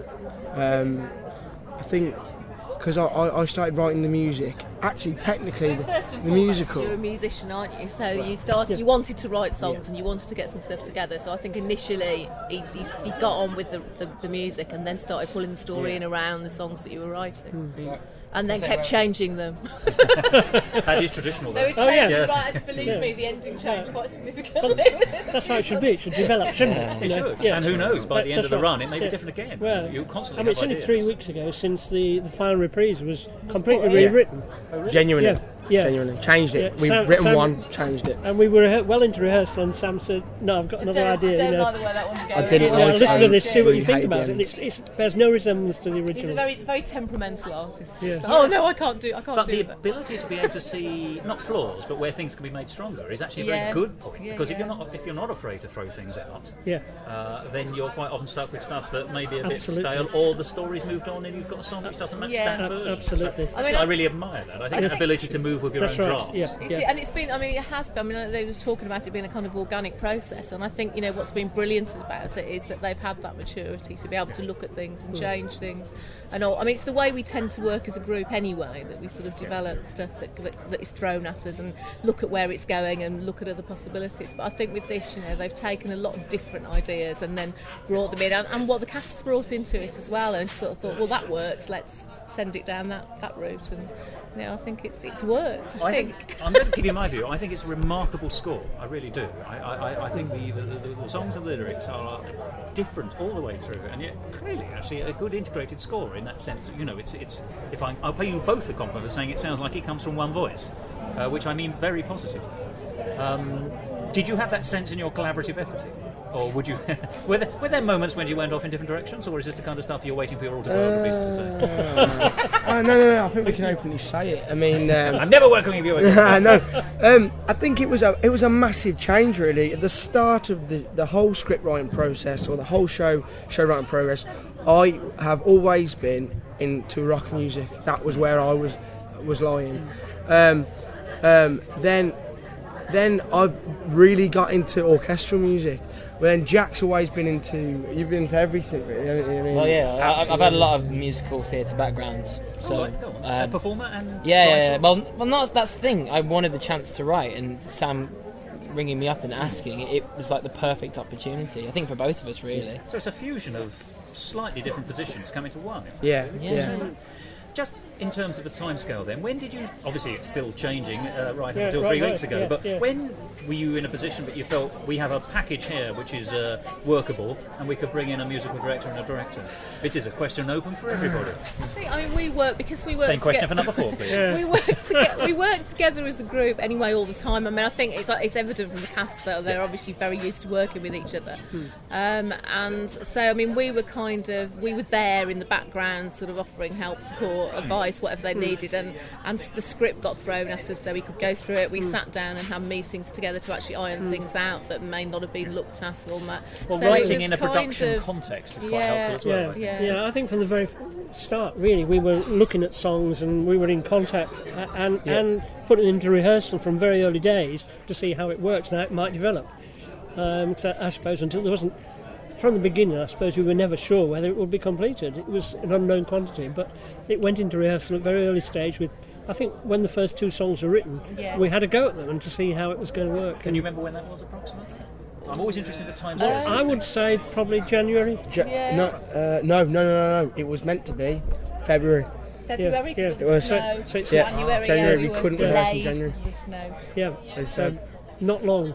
Well, in which case, I have to ask you, when did you as a group come up with the idea of making it so, if you don't mind me saying, professional? I mean, there are many shows here in Edinburgh which have gone for the basic black box. There are many shows which have gone for the full-on theatrical production. This looks to me at that end of the market, on the scale of putting it in and making it look impressive. So it's more than just a rehearsal or a rehearsed reading or a sort of basic production. It's a full-on production, I think a very ambitious production, and works very well. Generally, our ethos as a group. Yeah, the group's been together for about 10 years working, and we always go for big. And this is our third show in Edinburgh. And 3 years ago, the two of us actually wrote a musical. Which You're pointing. I think I better say which two of us this is. Oh, sorry. This is Cathy, the director, and me as musical director, and that was our first time in Edinburgh. And Brett, who was one of the performers. Yeah, so that's really how it all started. We got the idea. Called? It was Eye of a Needle, that was called, which was about Sam talked about being at Forge Mill when this all started, which is the National Needle Museum, which is based in our little town. And we wrote it gives you the point. Basically, yes, very, very good. Yeah, we've had all those jokes. Yeah, we're used to them. We see eye to eye and all that. Yeah. I need a camel one now. So that was all about local history. So that did reasonably well as well. So, but we've always, part of the ethos of the group that we work with is to give people the chance to have young people the chance to have a professional opportunity and professional resources, and that's what. So we're fairly ambitious in what we do, and sometimes it comes off, and sometimes we're tearing our hair out. But well, forgive me, you're all involved in the production as well, because as I stand before you, I see dripping makeup. So, which roles were you in? Because I forget. Will you tell me? But yours is quite an important one, isn't it? Yeah, I'm the traitor. Oh, but you're more than that. I am. There's considerably more to that character than just turning the tables. If I play Clayton McKiddie. You sort of become the conscience of the piece in a way. Yeah, and the anti-conscience, which is both. Yeah. I start out as quite a cocky, confident character, but you can see, well, I hope you can see visibly from the start that he's very passionate about the situations that are going on in the world, and he becomes in a situation with the guards as to he can either die or he can come back to Sector 17 but betray all his friends, and Clayton McKiddie does the selfish thing and betrays almost his best friends just to save his life. But that's quite an acting part, if you don't mind me saying. I mean, once you put your writer hand down, choosing an appalling, you're getting an idea. But once you taking that hat off, it's much better. And you put your actor hat on, how easy is it to then say this text is fixed and take direction? I'm hearing noises off. It's funny you asked that because it was extremely hard. He's developed a twitch. I don't think I managed to pull this character off to about a week before. It was not true. I've changed him. I have changed him a lot. I have had to work on him a hell of a lot before I could. I think it's fair to say that the character was there. It's just that he couldn't switch his ears off from what was going on in the back. So he developed this twitch where you could see that his ears were somewhere else to where he was doing his part, and he was like trying not to turn around and check what the band were doing, or try not to come in and tell the actors what to do. And I used to have to take him aside and say, leave me to direct, just get in there and do what you need to do. So I think we just about saved him from having a complete breakdown trying to balance the two. But and your position, because you're wearing beautiful, I don't know how one would describe it. It looks like eyeliner. Well, thank you. I think it was. It's a sign of the rebels. It was, yes. Well, it's not just a fashion show. I think the main purpose of it is just to show kind of just how just almost exhausted this community are. So not just the Sector 17, but the rebellion that are on the forbidden. Quite grey in a way, aren't they? Yeah. There's a lot of dark colours we have in it. We really wanted to keep it very dark. The lighting is quite dark. The costumes are all I say we. This is something the director chose, which worked very nicely with our with the plot and with the whole story. But I play the character of William Winston, which I guess you would say. The main protagonist. Yes. That's, I mean, forgive me, that's another staggering performance, if I may say. Oh, thank you. Yeah. No, genuine. Well, forgive me, you look quite different without your specs as well. Oh, and, I don't actually wear them. But it's the Winston Smith look, isn't it? I mean, presumably there is something being owed to 1984. Of course. I mean, your name, amongst other things. Your surname is Winston. But forgive me, the two of you are... Not the most important. Well, no, you are two of the most important characters in it. But definitely two characters which face ultimatums within the story. But so much of the journey is your journey.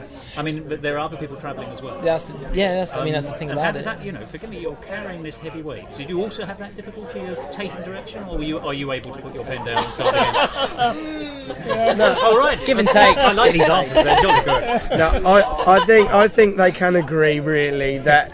As much as it was a really hard thing to do, we did put the pen down, and we did let people really mould the show. Yeah, you have to let it go at some point. It is hard. It's hard to let your brainchild go. It is. But it's also getting across to them that they're on stage, they're not seeing what the audience sees, and the only person who's seeing what the audience sees is the person standing at the front telling them to do. And I think it's that it was a bit of a steep learning curve, but I think they. Can I pick up a couple of things I really liked? I very much liked, actually, the stark nature of the design. I really like the fact that everyone is, as you say, in sort of black or grey, which gives you a sense of drudgery. But the rebels are wearing a sash of red, or just a touch of red, which is their hope, it seems to me. That represents why they're different from the people who are under the thumb in Sector 17. And I really like the singing and the harmonies, if I may say. Now, how much of that is you as musical director? How much is that in the writing? How much is that developed collaboratively? But if you don't mind me saying, it's an absolutely striking element of the show. When you're singing communally, it is fantastic. Let that go on for yonks. Beautiful on the air. Yeah. Well, I speak as a man who isn't necessarily a rock fan, forgive me, but I'm a fan of musicals. Well, I think, going back to basics, I mean, Sam and Jack, but Sam in particular has got lots of facets to his musical talent. I mean, he's quite a reasonable keyboard player, I might say so. Good guitar player. I do like reasonable. Reasonable. Well, as a keyboard player, we have. But he's a good guitar player, really good drummer, and he's developed really good vocal skills. Because we have this arts group called Indigo Arts, and of course I think Sam in particular has been in it since it started 10 years ago. So this is all, he's sort of collecting as it goes along. So a lot of the development in rehearsals, he ran actually, the vocal rehearsals. I was there playing and working with him as with Kathy, but a lot of credit goes to him.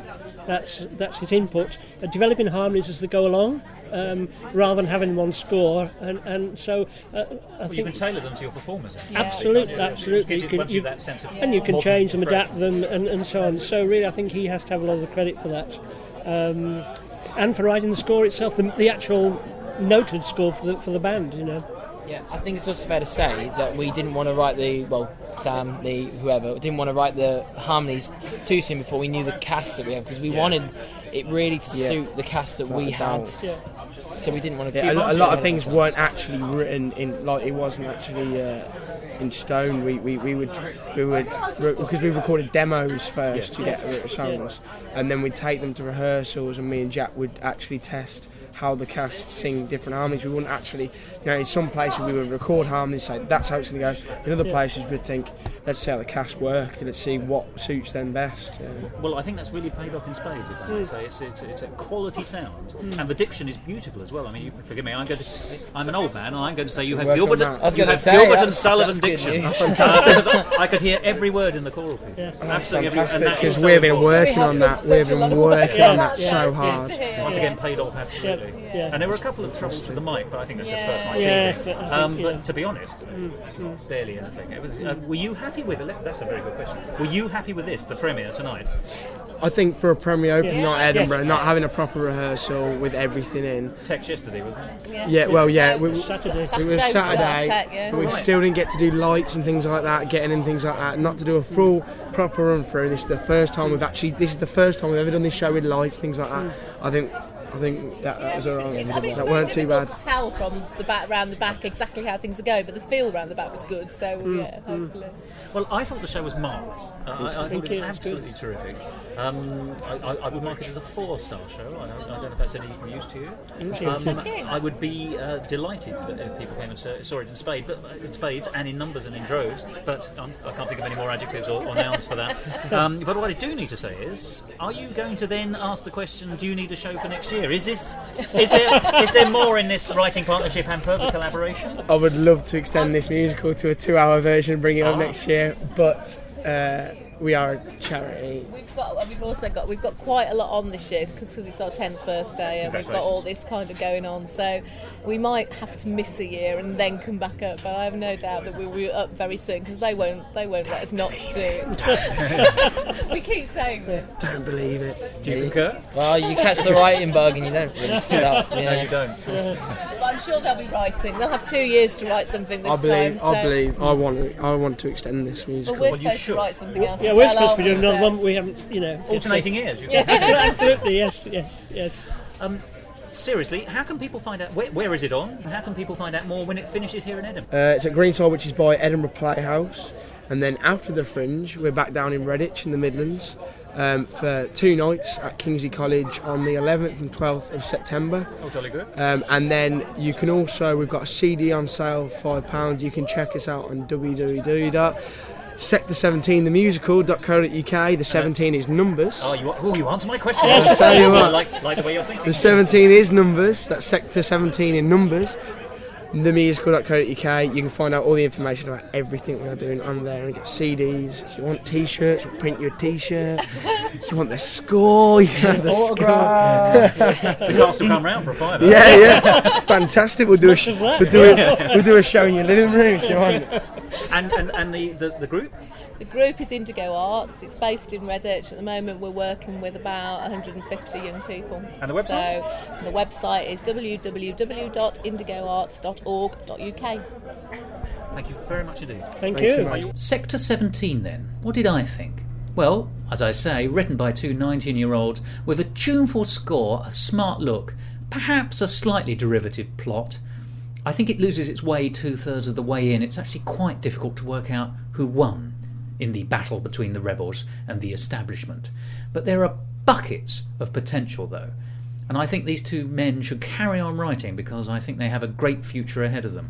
And they have a website. Even graphically it looks good. So go and have a look at that. www.sector17themusical, 17 being in numbers there, .co.uk. And there's an album. If you're interested in hearing the rest of the score, you can. A very good show. 4 stars. Well, very sadly, that's all we've got time for this week. Thank you for joining me, Thos Ribbits, for this, the first of 3 episodes dedicated to the marvellous 2010 Edinburgh Festival.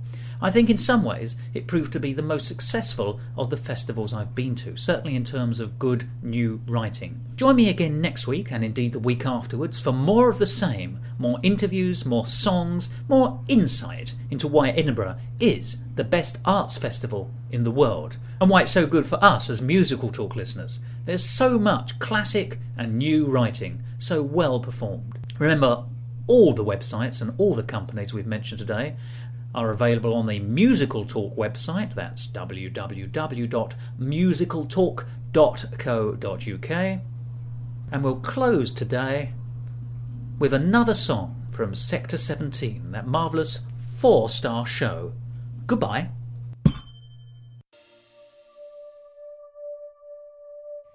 Now that we're here, We're not afraid.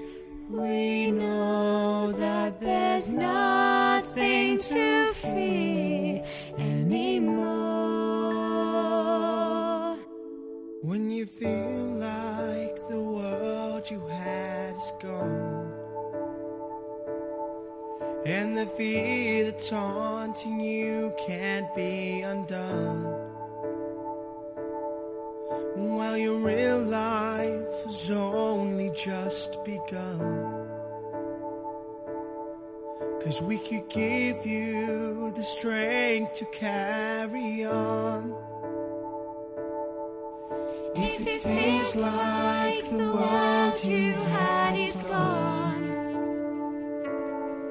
and the fear that's haunting you can't be undone, well, you realize life has only just begun. 'Cause we could give you the strength to carry on. If it feels like the world you had is gone, we're gonna start a revolution, and the fear that's haunting you can't be undone. We're gonna start a revolution. Well, you realize it's only just begun. We're gonna start a revolution. 'Cause we can give you the strength to carry on. If it feels like the world you had is gone, and the fear that's haunting you can't not see that. So great life is only just begun. No choice, it had to be me. So if it gave you the strength to carry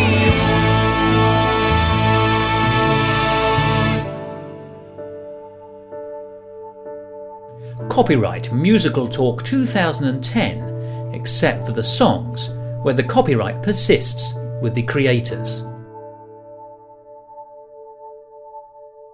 And here are some Edinburgh musical out-talks. Look, it's an audio interview, and if you're happy, we'll just chat and see how it goes, if that's okay. Cool. Sure. If you say anything halfway through and you suddenly realise you wish you hadn't said that, or you've libelled everyone you've ever met, then say, do you mind if we don't use that sentence, and I'll cut that out. I'm not in the business of causing trouble. It's not an expose. Is that right? Okay. So I'm going to ask you immediately to actually say, give me your names and your involvement with this piece. I'll ask you to come in just a little bit. Sure. You have a close working relationship. We might as well prove it in public. Is that all right? Splendid. Yes. Thank you. Excellent. It's a two-way street. Now we're on. If you say anything you'd rather you hadn't said, or you libel everyone you've ever met, just say, let's not use that, and I'll cut it out. Marvellous. Thank you very much. Good. Well, I'll ask you a question. Who you are and what your involvement with these pieces is. Excellent. Right. Are people moving? Do you want to be let in? No, I don't mind going in last, okay. as long as I don't want the doors to close. Excellent. Well, there are still people hanging around there. There's a big queue going down the edge, so that's okay. We're recording now, so can I just I'm going to be sort of moving it backwards and forwards. Sure. Got the composer coming as well. Oh, fantastic. Well, a second or two. Thanks. I wonder if I should... Is it... I'll let you sit there and I'll stand halfway. Well, I was going to say... Okay. Hey there, Mark. Hello. This is Mark. How do you do? Hello, good. I'm Thos Ribbits from Musical Talk. I'd be delighted to have a group interview if you can spare 10-15 minutes. Yeah, thank you. Yeah. Do you want to budge up? And then I feel like a school teacher. I'd like to watch it, but he hasn't got time afterwards to do a proper interview. So I've caught you on the hoof in the Royal Mile. What I'm going to do is I'm going to ask you one by one to say who you are and what your involvement in the piece is, and then we'll just I'll ask some general questions, and then we'll just see where it goes from there. And I'll probably come down to your level, if that's all right. Okay. Although, in fact, it's possibly mine is the level, which is always lowest. We'll start here. I'm still on. Are you all right with that? Is there anything else you wanted to add? Anything you want to take out of that? That's fine. I'm happy. Thank you. I mean, it's a lovely bite size. Oh, I'm so sorry for standing up and down because I'm an ancient man. These don't work as well as they used to. When can we listen to it? When will you... We are now recording, by the way. If you say something during the course of this, you suddenly realise you've libelled every family and friend you've ever had. Can you say, can we take that sentence out? It's not an expose. I'm not here to reveal to the world the truth, the dirty underlinen. The true conspiracy behind Sector 17. Well, there we are. We've got a title already. That's recorded already. We got that one. Outtakes. Yes. Just a level for the moment. Just say anything that comes to mind. Hello, whatever comes to mind. There you go. That one's been taken. Hello, my name is Sam. Hi, I'm Malcolm. Oh, good. Good speaking. Right levels. He's all jolly. Yeah, good. And hello, I'm Kathy. Hey, that's all about right. Thank you very much indeed. I've got a little, in case you're wondering, I'm looking at it. There's a little screen now, so I'm very rude. I barely look at the people I'm speaking to. You just have a look at my board here. Right. Names and involvement, and then we'll take it from there. I'll start here. Seriously, thank you. That was lovely.